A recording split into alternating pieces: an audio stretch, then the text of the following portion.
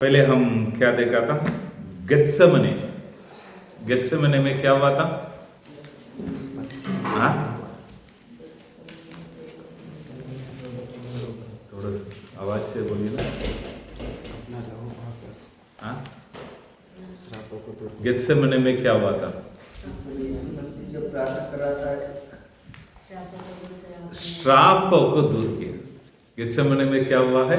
श्रापों को दूर किया है। गेत्सेमने में पे आकर यीशु मसीह के पकड़ लिया है। पकड़कर किसके पास लेके गया है? देखेंगे तो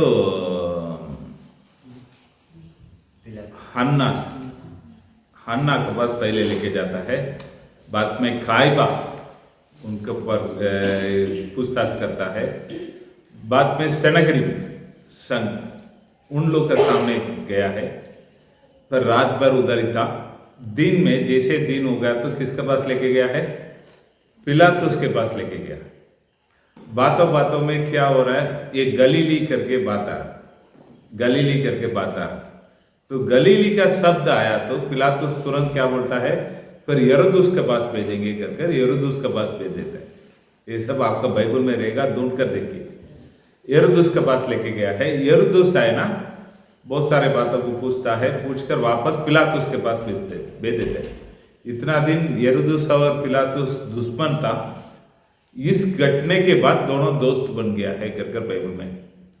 अभी पिलातुस के पास आने के बाद पिलातुस बोलता है इसके ऊपर कोई दोस्त मुझे दिखता नहीं। बहुत सारे बातों को बताता है। उसके पत्नी उधर से एक चिट्ठी लिखा कर भेजती। ये सब बाइबल में है क्या? नहीं, चिट्ठी लिखा कर भेजता है। फिर भी ये लोग बोलता है नहीं, उसको आप क्रूस में मारो करके बोलता तो पिलातुस क्या करता है?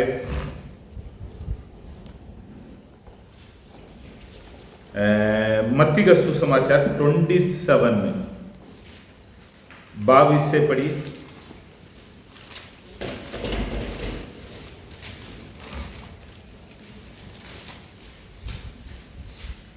पिलातुस ने उनसे पूछा, फिर यीशु को जो मसीह कहलाता है क्या करूं?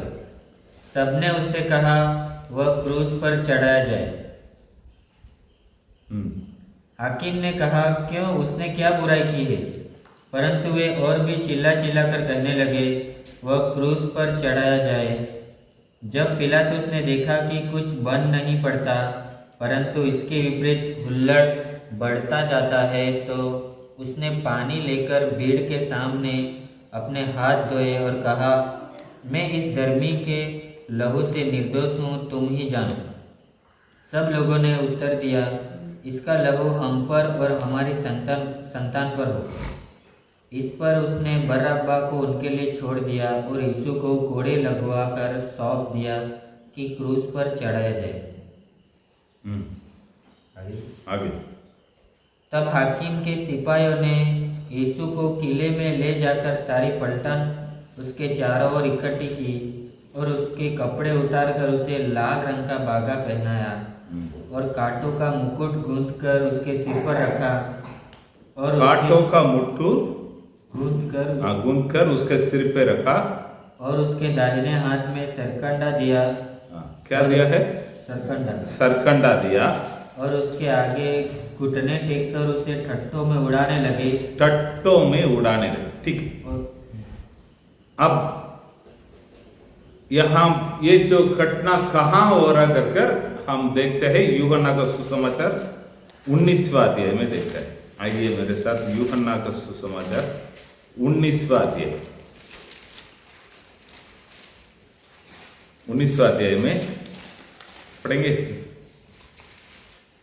13। ये बातें सुनकर पिलातुस यीशु को बाहर लाया और उस जगह एक चबूतरा था जो इब्रानी में गब्बता कहलाता है। उस जगह एक क्या था? चबूतरा बोले है तो ये टाइल्स लगाया हुआ। अपन टाइल्स पड़ता है उधर का। जो स्कॉलर्स लोग का मानना क्या है ना, एक एक पत्थर 150 फुट का लंबा था।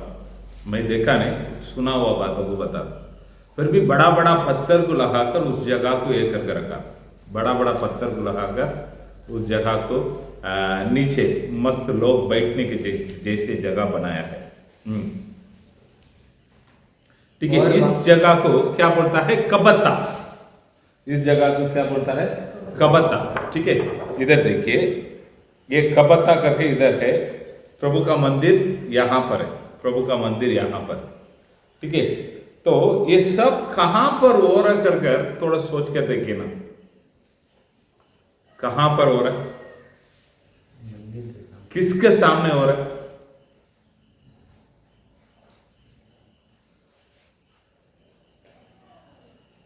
ये सब किसके सामने हो रहा है? परमेश्वर के सामने है, क्योंकि परमेश्वर महापवित्र स्थान में बैठकर ये सारे चीजों को देखते हैं। उसके सामने उनके एकलौता पुत्र के ऊपर कार्रवाई हो रहा है, कार्रवाई हो रहा है। थोड़ा सोच कर देखिए ना, हमारे सामने हमारा बच्चों लोग को कोई काम करके बजाएगा तो कैसे रहेगा? अगर उससे अच्छा हम मर जाएगा तो अच्छा है, उसको छोड़ेंगे नहीं। सही है गलत है? तो पिता परमेश्वर बैठकर देखता है, उसके ठीक सामने हो रहा है।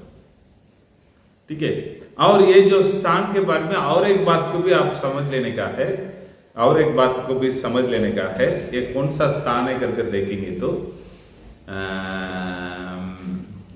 सबका न्याय होने वाला है, सबका न्याय होने वाला है। न्याय कौन करेगा? अंतिम दिनों में न्याय कौन करने वाला है? पिता परमेश्वर करने वाला है क्या? प्रभु यीशु मसीह करने वाला है?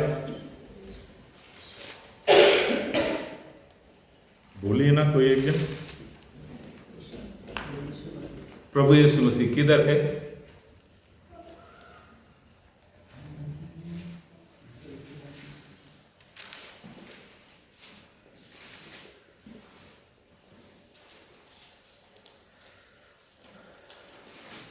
पढ़िए यूहन्ना का सुसमाचार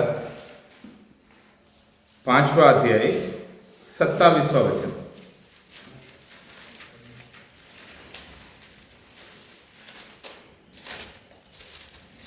उसे न्याय करने का भी अधिकार दिया है, इसलिए कि वो मनुष्य का पुत्र है। ठीक है, 26 और 27 के साथ में पढ़िए। क्योंकि जिस रीति से पिता अपने आप में जीवन रखता है, उसी रीति से उसने पुत्र को भी अधिकार दिया है कि अपने आप में जीवन रखे। वरन उसे न्याय करने का भी अधिकार दिया है, इसलिए कि वह मनुष्य का पुत्र है। आगे बढ़ो 30 तक। इससे अचंभा मत करो, क्योंकि वह समय आता है कि जितने कब्रों में हैं वे उसका सब सुनकर निकल आएंगे। जिन्होंने भलाई की है वे जीवन के पुनरुत्थान के लिए जी उठेंगे, और जिन्होंने बुराई की है वे दंड के पुनरुत्थान के लिए जी उठेंगे। कैसे? जिन्होंने भलाई किया है वो जीवन के पुनरुत्थान के लिए जी उठेंगे, जिन्होंने बुराई किया उनको किसके लिए जी उठेंगे? हाँ, दंड के लिए जी उठेंगे। यानी आप लोग ये बातों को मन में पक्का रख देने का है, एक दिन न्याय का दिन आने वाला है, न्याय का दिन आने वाला है। हम प्रकाशित वाक्य में 20वां अध्याय में उसके बारे में पढ़ते हैं। आइए प्रकाशित वाक्य में 20वां अध्याय में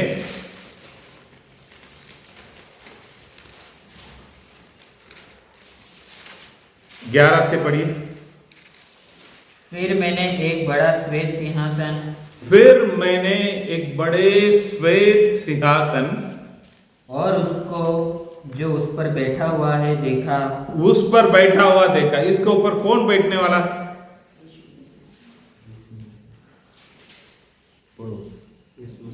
यीशु मसीह, क्योंकि न्याय करने का अधिकार किसको दिया गया? यीशु मसीह को दिया गया है। यीशु मसीह बैठकर क्या करने वाला? आगे बढ़िए।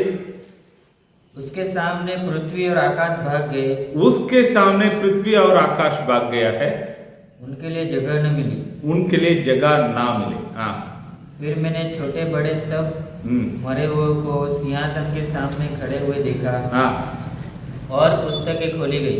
पुस्तकें खोले गई। हाँ, और फिर एक और पुस्तक खोली गई, हाँ। अर्थात जीवन की पुस्तक। और जैसा उन पुस्तकों में लिखा हुआ था वैसे ही उनके कामों के अनुसार मरे हुए का न्याय किया गया।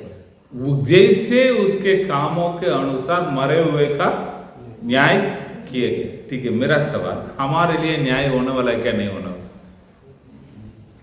कभी होगा? कब होगा?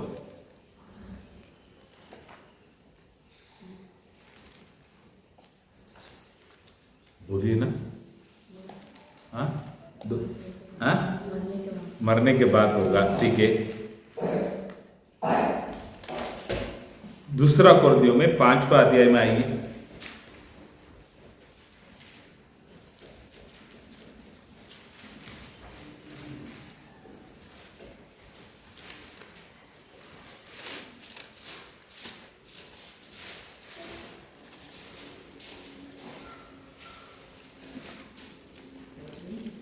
पांच में 10वां वचन। क्योंकि अवश्य है कि हम सबका हाल मसीह के न्याय आसन के सामने खुल जाए कि हर एक व्यक्ति अपने अपने भले बुरे कामों का बदला जो उसने देह के द्वारा किए हैं हो पाए। ठीक है, तो सबका न्याय होने वाला है। किसके सामने खड़ा होना पड़ेगा? मसीहों का न्याय आसन। ऐसे है ना, मसीहों का न्याय आसन। क्यों? भले बुरे का प्रतिफल को सब लोग पाने का। तो हमारा विश्वास क्या है मन में? जब यीशु मसीह दोबारा आएगा, कहां पर आएगा? दोबारा आएगा तो कैसे आएगा? गुप्त आगमन करके बोलता है। नरसी का कूकने का आवाज हमको सुनाई देगा, तब हम सब बादलों में उठा लिया जाएगा। बादलों में उठा लिया जाएगा। ठीक है, एक गाना गाता ना, आखिरी न सिंगापुर का जाने वाला है, तेरा मेरा सबका यीशु आने वाला है। ठीक है, एक नरसिंगा फूकने का आवाज सुनाई देगा। तो जो मसीह में है वो किधर है? पहले थिस्सलुनीकियों 4 अध्याय में 13 वचन से पढ़ी। पहले थिस्सलुनीकियों में, हे भाइयों, हम नहीं चाहते कि तुम उनके विषय में जो सोते हैं अज्ञानी रहो। ऐसा न हो कि तुम्हें दूसरों के समान शौक करो जिन्हें आशा नहीं। क्योंकि यदि हम विश्वास करते हैं कि यीशु मरा और जी उठा, तो वैसे ही परमेश्वर उन्हें भी जो यीशु में सो गए हैं उसी के साथ ले आएगा। क्योंकि हम प्रभु के वचन के अनुसार तुमसे यह कहते हैं कि हम जो जीवित हैं प्रभु के आने तक बचे रहेंगे, सोए हुए से कभी आगे न बढ़ेंगे। क्योंकि प्रभु आप ही स्वर्ग से उतरेगा, उस समय ललकार और प्रधान दूत का शब्द सुनाई देगा। परमेश्वर की तुरही फूकी जाएगी। जो मसीह में मरे हैं वे पहले जी उठेंगे। तब हम जो जीवित हैं बचे रहेंगे, उनके साथ बादलों पर उठा लिए जाएंगे। उनके साथ बादलों पर उठा ले जाएंगे। पहले कौन जी उठेगा? मसीह में मरा हुआ। तो ये बात सही, संसार में भले लोग भी जी उठाए जाएंगे, पुनरुत्थान होंगे, बुरे लोग भी जी उठेंगे। उन लोग का समय खत्म हो गया करके नहीं, पुनरुत्थान नहीं तो जी उठने का बोलेगा तो सारे इंसान लोग के लिए। यही इब्रानियों का पत्रिका में बराबर पौलुस लिखता है, उसके 9 अध्याय में 27वां वचन पढ़ी। जैसे मनुष्य के लिए एक बार मरना, जैसे मनुष्य के लिए एक बार मरना, उसके बाद न्याय का होना नियुक्त है, उसके लिए न्याय का होना नियुक्त है। ठीक है, सारे मनुष्य के लिए। हम ये नहीं सोचना चाहिए मसीह के लोग केवल जी उठेंगे, बाकी लोग जी उठेंगे नहीं करके नहीं। बाइबल क्लियर देने वाला संदेश क्या है बोलेगा तो, मनुष्य कर एक व्यक्ति जन्म हो गया, उसको मरेगा, मृत्यु भी उसके लिए पक्का है। मरने के बाद दूसरा एक बार वो जी उठेगा। क्यों जी उठेगा? न्याय के लिए। मसीह के लोगों के लिए भी वही, जो मसीह को ना जानता है उनके लिए भी यही है।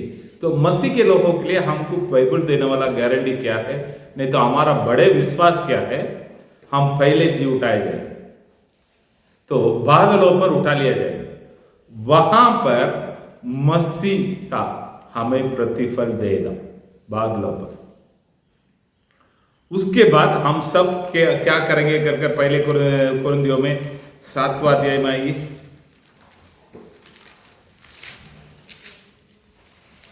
6वां अध्याय दूसरा वचन पढ़िए। पहले कुरिन्थियों 6वां अध्याय में दूसरा वचन। क्या तुम नहीं जानते? क्या तुम नहीं जानते हैं कि पवित्र लोग जगत का न्याय करेंगे। जगत का न्याय करेंगे। हम मसीह का साथ मिलकर इस जगत का न्याय करेंगे। तो ये बाइबल हमें देने वाला विश्वास, नहीं तो बाइबल हमें देने वाला वचन ये है। तो कहां पर न्याय होगा कर बोलेगा? तो यरूशलेम में, जहां पर पिलातुस आकर अपने न्याय स्थान डालकर यीशु मसीह को दंड देता है, वही जगह पर रहकर यीशु मसीह न्याय करने वाला है। मैं जो बोल रहा हूं आप लोग को समझ में आ रहा है क्या नहीं आ रहा है? तो कबत्ता बोलेगा तो आप माइंड में समझ लेने का है, क्योंकि यीशु मसीह दोबारा उतर कर आएगा 7 साल के बाद। किधर आकर वो उतर कर आएगा? जहां से उठा लिया गया है वहां पर ही आएगा। कहां से उठा लिया गया है? जैतून पहाड़। जैतून पहाड़ किधर है? ये गेत्सेमने बगीचा है ना, उसका ऊंचाई है जैतून पहाड़, वही वहां पर ही उतर कर आएंगे। प्रभु किधर बैठकर राज करने वाला है? प्रभु का मंदिर। मंदिर का जगह पर क्या हो रहा है? यीशु मसीह का न्याय हो रहा है। मैं जो बोल रहा हूं आप लोग समझ रहे क्या नहीं समझ रहे पता नहीं, कंफ्यूजन है तो फिर से एक बार बता। यीशु मसीह जैतून पहाड़ से उठा लिया गया, वही पहाड़ में आकर उतरने वाला। उसके पांव किधर आकर रुकने वाला? जैतून पहाड़ में। ठीक है, वहां से प्रभु किधर बैठने वाला रहेगा? मंदिर है। ये आज इसे दाऊद ने आकर वो जगह को चुन लिया है, सुलेमान ने आकर मंदिर बना लिया, इसके लिए प्रभु का मंदिर करके सोचने का नहीं। ये जगह का हिस्ट्री है ना, मैं इसके बाद कोलकाता बात करेंगे ना, तभी इस जगह का हिस्ट्री क्या है मैं बता दूं। तो पहले से परमेश्वर ने इस स्थान को अपने लिए चुनकर रखा हुआ स्थान, पहले से परमेश्वर ने इस मंदिर रहने वाला स्थान को हमारे लिए अपने लिए वो चुनकर रखा हुआ एक स्थान है। तो उसी स्थान में वहां पर बैठकर जहां पिलातुस ने अपने न्याय का सिंहासन को डालकर जो न्याय करता ना, वही जगह पर यीशु मसीह करने वाला है। थोड़ा सोच कर देखिए ना, यीशु मसीह आकाश और पृथ्वी को बनाया हुआ परमेश्वर, उस परमेश्वर को एक साधारण उनके द्वारा बनाया हुआ एक व्यक्ति न्याय करने के लिए वो जहां पर बैठना चाहिए वही जगह पर बैठकर उसको न्याय कर रहा है। थोड़ा सोच के देखिए, हमारा परिस्थिति ऐसा रहेगा तो कैसे रहेगा? हमारा सामने कोई झगड़ा करने के लिए आता है, एक बच्चे आकर हमको मारने के लिए आता है, हमको क्या लगता है? उसको देखकर हंसी आता है, नहीं आएगी? अभी है रोगिदास है, रोगिदास को मारने के लिए जोशुआ जाता है, जब मारेगा कैसे रहेगा? थोड़ा अपना नजरों के सामने रोगिदास समझ में आ रहा क्या नहीं? तो ये तो बड़ा है, ये कौन? जोशुआ तो बड़ा है। तो प्रभु के सामने पिलातुस बोलेगा तो कौन है? तो उससे भी बड़ी बात क्या है ना, पिता परमेश्वर उधर बैठकर देख के रहता है, देख के रखता है। क्यों बोलेगा तो सारे लोगों का पाप के मुक्ति के लिए यीशु मसीह का लहू बगाना बहुत जरूरी है। सारे संसार के पापों का मुक्ति के लिए यीशु मसीह का लहू बगाना बहुत ही जरूरी है, बहुत ही जरूरी है। तो अगर यीशु मसीह का लहू नहीं बगाया होगा तो हम किसी का भी उद्धार नहीं होता था, हम यहां पर आकर बैठता था। तो मैं क्या सोच रहा हूं, मान में पिता परमेश्वर के नजरों का सामने हम सब आकर गया रहेगा। ठीक है, इन लोग के लिए मैं मेरे एकलौता पुत्रों को बलिदान के लिए छोड़ दो। उन लोगों का उद्धार के लिए प्रभु अपने आप को उधर आकर खड़ा किया।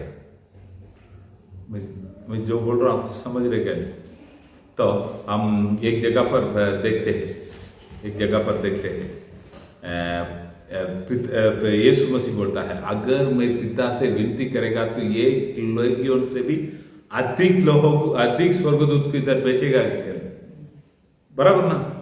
इतना सब होने के बाद कभी कभी हम मनुष्य लोग, कोई हमारे से झगड़ा करने के लिए आता है, किसको हम छोड़ देते हैं जाना तो करके? ईमानदारी से बोलो इधर। जिसका अपने से मुकाबला नहीं, हमारे से कोई झगड़ा करने के लिए आता है, ठीक है, उस किसको हम छोड़ देता है जान दो करके, उनका सुन के ले लेता है। मैं जो बोल रहा हूं समझ में आ रहा है क्या नहीं आ रहा? इसके पास अपना कुछ गलती रहेगा तो चुप रहेगा। गलती रो नहीं रो, जिसके पास हम मुकाबला कर नहीं सकता है वो दो गाली देगा तो सुन के ले लेता हूं। जिसके पास हम उसका सिर पे बैठ सकता है, हमारा कुछ गलती रहेगा तो भी उसको दबा देगा। सही है गलत है? मैं जो बोल रहा हूं समझ में आ रहा है क्या नहीं? हाँ, हम इंसान, मैं भी रहने दो, आप लोग भी रहने दो, हम सबका स्वभाव यह है, हम किसको छोड़ता है किसको पकड़ लेता है बोलता है, तो जिससे हम झगड़ा नहीं कर पाएंगे उसको जान दो भाई, जान दो भाई, जान दो भाई, जान दो भाई, ठीक है, क्षमा करो, माफी के मांग कर चला जाएगा। जिसको हम दबा सकता है, हट हो गया तो क्या करने का, हम खड़ा नहीं होता है। लेकिन यहां पर प्रभु का परिस्थिति देखिए, तो मृत्यु तक अपने आप को दीन किया है। बाइबल में लिखा है क्या नहीं? मृत्यु तक अपने आप को दीन किया बोले हाथ यही है। वो चाहता तो सब कुछ कर सकता है, फिर भी अपने आप को दीन कर कर खड़ा है। क्यों है? वो आपके लिए और मेरे लिए, आपके लिए और मेरे लिए इस बातों को वो ये किया है। ठीक है, अभी थोड़ा सोच कर देखिए ना, तो उधर सब कुछ बात हो रहा है, जिधर वो बैठना चाहिए वो उधर अपराधी बनकर उधर खड़ा है, तो उनके ऊपर दंड दिया जा रहा है। क्या दंड दिया जा रहा है? पहले 39 कोड़ा उसको देना चाहिए, उसके बाद उसको लेके जाकर क्रूस में मारना चाहिए। ठीक है, तो 39 कोड़ा बोले हा तो क्या है मार में? 39 कोड़ा बोले हा तो क्या है करके देखेंगे तो ये जो कोड़ा बोले हा तो कैसे रहता है? एक बैलगाड़ी चलाना वाला के पास, हमारा गांव में रहते, इधर में देखा नहीं, इतना लंबा एक लकड़ा रहेगा बम्बू का, उसका आगे एक बार जैसा रहेगा, एक बार रहेगा। ठीक है, ये यीशु मसीह को जो मारा है ना, उसमें 9 वार रहेगा, और उसके कोण में जो पत्थर को तोड़ेगा तो निकलता ना एकदम शार्प टुकड़ा पकड़ा पत्थर, उसको उसमें बांध कर रखता है। नहीं तो कोई कोई लोग बोलता है क्या है ना, हड्डी है ना, हड्डी के तोड़ेगा तो निकलता है ना, उसको उसमें बांध कर रखकर एक बार मारेगा तो क्या होगा मन में? वो 9 जगह पर मार होगा, वो उधर जाकर अंदर फंस जाएगा, तो उसका ऐसा खींचने के समय उसका क्या मांस को फाड़ कर बाहर लेके आए, ऐसा कितना बार मारा है? 39 बार। क्यों 39 बार मारा है उसको? बोलेगा तो व्यवस्था के अनुसार एक व्यक्ति को 40 कोड़ा देना चाहिए। अगर 40 को ऊपर दे दिया एक भी, जो मारा है ना, वो व्यक्ति श्रापित होती है। इसके लिए ये लोग क्या है, गिनती करने में कोई लफड़ा होना चाहिए, लफड़ा नहीं होना चाहिए करके एक कम मारकर खत्म कर देता। 39 कोड़ा। और एक बात को भी मैं देखता हूं ना, पिता परमेश्वर और यीशु मसीह व्यवस्था को यीशु मसीह दिया, व्यवस्था को बराबर अपने शब्दों को द्वारा यीशु मसीह व्यवस्था को दिया है। तो यीशु मसीह की व्यवस्था को देने के समय ये सब पता नहीं था। मैं जो बोल रहा हूं आप लोग समझ रहे क्या है? व्यवस्था को दिया है तो 7 बार छिड़काना चाहिए, वो जगह पर एक ही बार छिड़काव करके छोड़ देता तो टेंशन ही नहीं था। हाँ क्या नहीं? अगर मैं रहेगा तो मैं एक नियम कानून बनाता हूं, मैं कैसे बनाएगा? मैं जो बोल रहा हूं आप लोग समझ में आ रहा है क्या? अभी मैं एक कानून बनाता हूं, आगे से सब लोग व्हाइट एंड व्हाइट केवल पहनने का। ठीक है, ये आपने भी हो सकता है, लगता है बहुत कठिन बात है, कपड़ा गंदा हो जाएगा, ये हो जाएगा, वो हो जाएगा। तो नहीं तो कुछ प्रार्थना में बराबर टाइम पे नहीं आएगा, उसको इतना रुपया फाइन, कुछ नियम डालता है। मैं पहले मेरा भलाई मैं कितना बढ़ सकता है वो सोच कर उसके अनुसार फाइन का पेनल्टी का चार्ज लगाए। अगर मेरे से 10,000 रुपया नहीं भरा सकता तो मैं तो बोलेगा 100 रुपया भर सकता तो 100 रुपया लिखेगा, दूसरे को मैं देखेगा नहीं, पहले अपने आप को पहले सोचेगा। जो बोल रहा समझ रहे क्या नहीं? तो यीशु मसीह व्यवस्था को दे रहे, देने के समय उनको ये सब बात मालूम है, एक दिन ये सब व्यवस्था को मैं ही जाकर पूरा करने वाला है। तो 7 बार लिखने के समय 2 बार लिख देगा तो 5 बार तो बच जाता है। सही है गलत है? लेकिन वो सब सोचा नहीं, नियम बोले हाँ तो ठीक है, कितना भी तकलीफ उठाना दो ठीक है, मैं मेरे लोगों के लिए इस मुसीबत को, इस दुखों को उठा लूंगा कर आया। इसलिए यशायाह नबी के पुस्तक में 53 में आइए, यशायाह नबी में 53 में आइए, दूसरा वचन।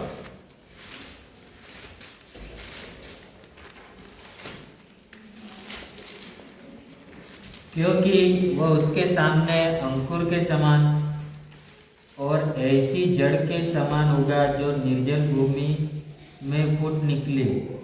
उसकी न तो कुछ सुंदरता थी, उसकी ना तो कुछ सुंदरता थी कि हम उसको देखते, हाँ, और न उसका रूप ही हमें ऐसा दिखाई पड़ता, और उसकी रूप भी ऐसे दिखाई पड़ता कि हम उसको चाहते।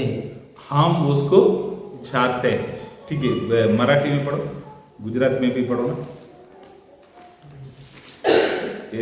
53 में 2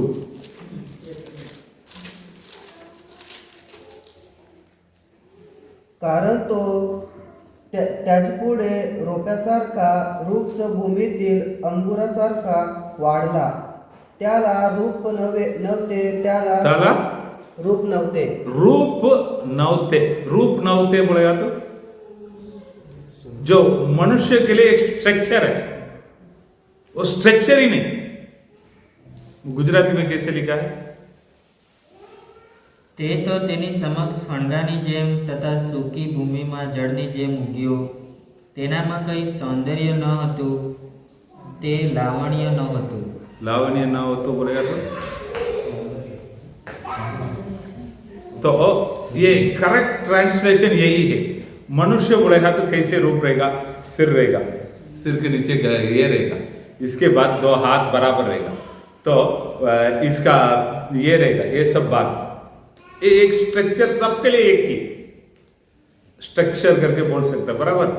तो आप लोग के लिए बदला हुआ स्ट्रक्चर सबके लिए एक ही। तो यीशु मसीह को देखने के समय स्ट्रक्चर ही नहीं, तो इधर से थोड़ा मांस फटकर नीचे गिर रहा है, इधर से थोड़ा मांस फटकर नीचे आए, थोड़ा सोच कर देखो मैं जो बोल रहा हूं आप लोग समझ रहे क्या नहीं? तो यशायाह नबी की यीशु मसीह का लगभग 750 साल के पहले लिखता है, उनको स्ट्रक्चर ही नहीं, तो उसको कोड़ा से मारा तो वो उसका स्ट्रक्चर को बिगाड़ दिया, उसको कोई देखने के लिए लायक नहीं करके किसको बोलता है?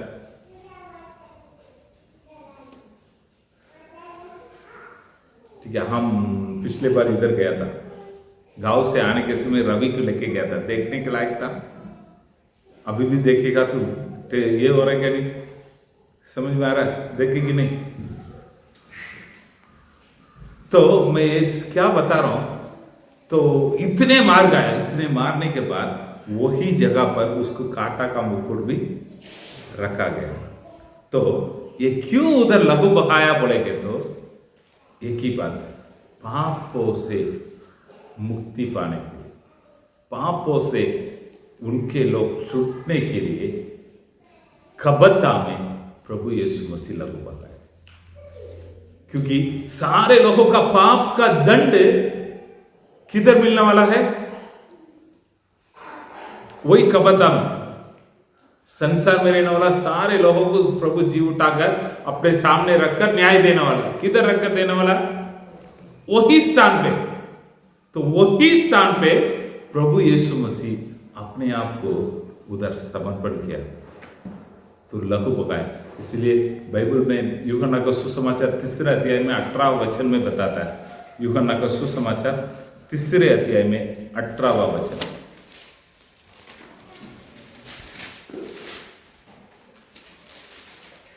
जो उस पर विश्वास करता है उस पर दंड की आज्ञा नहीं होती, हाँ। परंतु जो उस पर विश्वास करता है उसको दंड का आज्ञा नहीं होती है।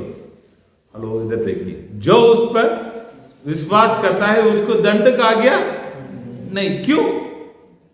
उसके पापों को प्रभु यीशु मसीह क्षमा कर देते।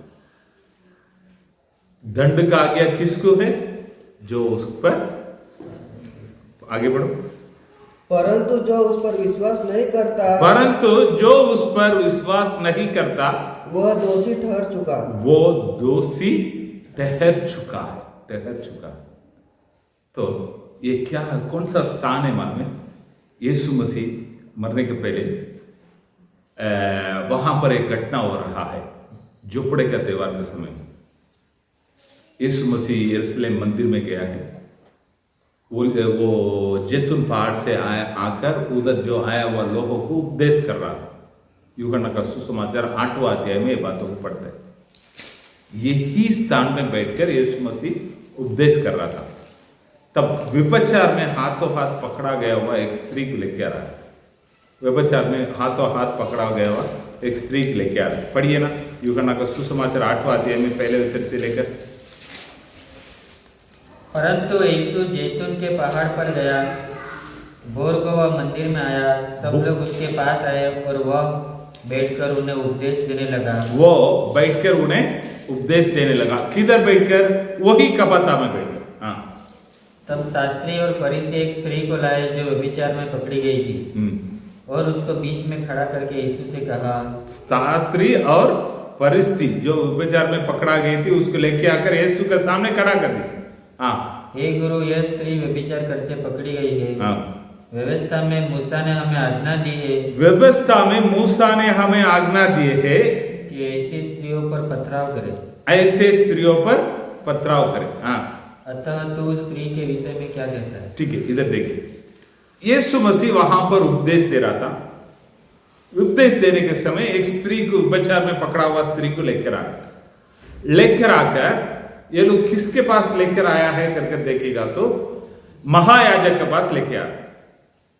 तो आप लोग एक बातों को मन में रख लेने का है, यहूदी लोगों में धार्मिक जो रिलेटेड, जो धर्म के अनुसार कुछ पाप है, वो सब गलतियां को दंड देने वाला कोर्ट बोले हा तो, कौन है बोले हा तो सेनेग्रिम बोले हा तो ये महायाजक, उसके साथ 70 प्राचीन लोग मिलकर, वो सेनेग्रिम सर, ये लोग मिलकर अगर सही में वो ये किया तो वो लोग सब मिलकर उसको दंड का आज्ञा दे सकता है, मृत्यु का आज्ञा। तो मृत्यु का आज्ञा देगा तो पत्थर से उसको मारेगा। क्यों पत्थर से मारता है? पत्थर से क्यों मारता है? पत्थर बोलेगा तो व्यवस्था, परमेश्वर 10 आज्ञा को किस पे लिख के दिया? पत्थर में लिख के दिया। यानी पत्थर बोलेगा तो आप व्यवस्था को मन में ले लेंगे। तो व्यवस्था का अनुसार तू गलत किया, व्यवस्था तुझे मारेगा, व्यवस्था तुझे मारेगा। मूसा का आज्ञा के अनुसार उसको पथराव करना चाहिए। तो पथराव करने के लिए कौन आज्ञा देना चाहिए? महायाजक और वो सेनेग्रिम्स, ये लोग मिलकर वो आज्ञा देना चाहिए। उनके पास लेके आने के समय इधर यीशु मसीह कुछ झुंडों को बैठाकर उपदेश कर रहा था। देख क्या तो उन लोग सीधा किधर लेके आ गया है? यीशु मसीह के सामने लेके आकर खड़ा कर दिया। यानी यीशु मसीह को कैसे भी कर कुछ दोष पकड़ने का, उसको मारने का उन लोग का विचार तो वही आकर बोलता है, हे गुरु, एकदम प्यार से बोलता है, एकदम इज्जत से, हे गुरु, ये स्त्री व्यभिचार में पकड़ा गया, हमारा मूसा का व्यवस्था क्या बोलता है इसको ऊपर पथराव करने के लिए, आप क्या बोलता है? पढ़िए 5 को वापस पढ़ो। व्यवस्था में मूसा ने हमें आज्ञा दी है कि ऐसी स्त्रियों पर पथराव करे, अतः तू स्त्री के विषय में क्या कहता है? तो ये स्त्री के विषय में तुम क्या कहता है? क्योंकि यीशु मसीह का उपदेश क्या है? क्षमा करो। तुम्हारे साथ दो कपड़ा है, एक व्यक्ति एक मांग रहे तो दे दो। एक तुम्हारे साथ बोलता है 1 मील तुम आ जाओ करके बोलेगा तो उसके साथ 2 मील जाओ, है क्या नहीं? हाँ, एक व्यक्ति तुझे एक गाल में मारेगा तो दूसरा गाल को दिखाओ। यीशु मसीह का उपदेश ऐसे है। तो अब ये लोग यीशु मसीह का ऐसे आकर फंसा रहा है। ये लोग यीशु मसीह क्या सोच कर आएगा? क्षमा करो, छोड़ दो करके बोलेगा करके सोच कर आया। तो यीशु मसीह अगर क्षमा कर दो, छोड़ दो करके बोलेगा तो ये लोग तुरंत क्या बोलेगा? मान में हमारा मूसा का व्यवस्था में पथराव करने के लिए बोलता है, तू कैसे चोर बन सकता है? ये मूसा का व्यवस्था का विरोध में है कर कर वो स्त्री को छोड़कर उसको पकड़ के लेके चला जाएगा। किधर लेके जाएगा? तुरंत लेके जाकर पथराव करके मार डालेगा। राइट? अगर ये स्त्री को यीशु मसीह बोलता है तू जाकर इसको पथराव करो, पथराव करके बोलेगा तो तू कौन है पथराव करने के लिए, बोलने के लिए? उसके लिए कौन है? महायाजक है, सेनेगरी में। तू कौन है करके उस स्त्री को छोड़कर उधर जाए। मतलब बराबर उनके सामने छाल को बनाकर जाकर बैठ गया। तो प्रभु यीशु मसीह क्या करता है? पढ़िए 7वां वचन पढ़िए। जब वे उससे पूछते ही रहे तो उसने सीधे होकर उनसे कहा, तुम्हें जो निष्पाप हो वही पहले तुम्हें जो निष्पाप हो वही पहले उसको ऊपर पथराव करो। ठीक है? तो वो बोल दिया है, बोलकर नीचे कुछ लिखना शुरुआत किया। क्या लिखा रहेगा? क्या लिखा रहेगा? ठीक है, यीशु मसीह क्या लिखा रहेगा हमें बताओ। यिर्मयाह का भविष्यद्वक्ता का पुस्तक में आएगी, उसके 17वां अध्याय में आएगी।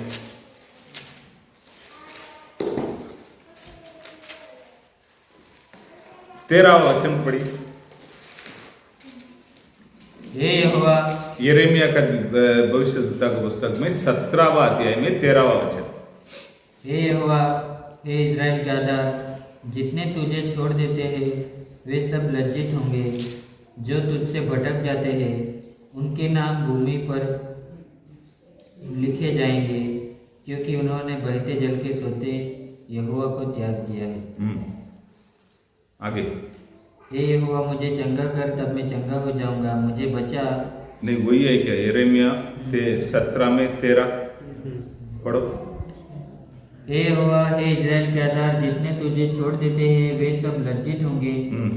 जो तुझसे भटक जाते हैं उनके नाम भूमि ही पर लिखे जाएंगे। किधर लिखे जाएंगे? भूमि पर। भूमि पर लिखा है ना? तो मिट्टी पर लिखा जाएगा, भूमि पर लिखा जाएगा। किसका नाम लिखा जाएगा? जो अपराधी लोग, जो प्रभु को छोड़ दिया, उनके नाम उधर लिखा जाएगा। तो प्रभु यीशु मसीह ने क्या लिखा होगा लगता है? व्यवस्था क्या बोलता है मालूम है? लेवी व्यवस्था 20 में 10 को पढ़ी। लेवी व्यवस्था 20 में 10।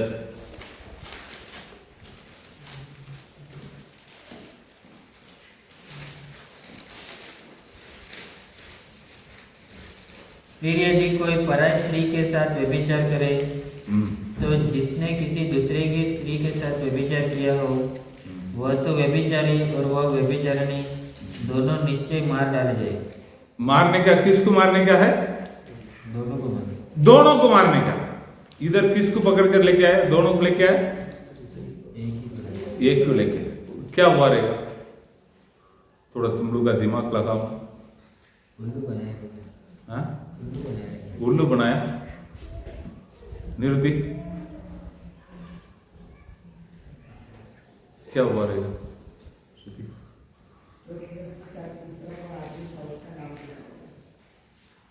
ये लोग क्यों एक को लेके आए? हाँ? जो दूसरे उसका आदमी कौन रहेगा मालूम है? इनका ही साथीदार कोई रहेगा। जो बोल रहे समझ रहे क्या? कौन इसको पकड़ के लेके आया है? परिस्थिति और शास्त्री। इनके झुंड का एक व्यक्ति था, उसके साथ लफड़ा क्या हुआ, इसके लिए तू भाग जाओ, हम इसको केवल लेके जाते हैं। नहीं होता है। जो फोटो समझ रहे क्या नहीं, यीशु मसीह नीचे किसका नाम लिखा रहेगा, तुम्हारा दोस्त है उसको भी पकड़ के लेके आओ, उसका नाम। मैं जो फोटो समझ में आ रहा क्या नहीं, तो वो नाम को जैसे देखा है सब पत्थर को छोड़ा है भाग्य। मैं जो फोटो समझ रहे क्या नहीं, थोड़ा सोच के देखिए ना। अभी पुलिस पे कंप्लेंट करने के लिए जाता है, तो मारामारी में कंप्लेंट करने वाला जो अपना अपना लोगों को सबको बचा देता है, जो इनके विरोध में है सबका नाम लिखता है क्या नहीं। जो प्रैक्टिकली यही हो रहा है ना, वहां पर वो इन लोग को मालूम नहीं, दोनों को पकड़ के लेके आने क्या करके मालूम है, पूछेगा तो वो भाग गया करके बोल देंगे, कौन है पता नहीं चला, भाग गया बोल देंगे करके ये लोग बिंदास पकड़ के लेके आया। लेकिन सामने कौन खड़ा है, परमेश्वर, उसका नाम को बराबर लिख दिया तो अब हम बच नहीं सकता है करके सब पत्थर को छोड़कर निकल गया। तो कुछ दिनों को पहले एक विपचारी को भी दंड देने के लिए प्रभु तैयार है। हम प्रभु के बच्चे लोग, हमको वो दंड देगा। तो खबत्ता में लहू क्यों बगाया गया बोलेगा तो पापों से मुक्ति पाने के लिए। गित्सेमने में क्यों लहू बगाया गया, श्रापों से मुक्ति मिलने के लिए। और कबत्ता में क्यों लहू बगाया गया है, पापों से मुक्ति मिलने के लिए। हालेलुया।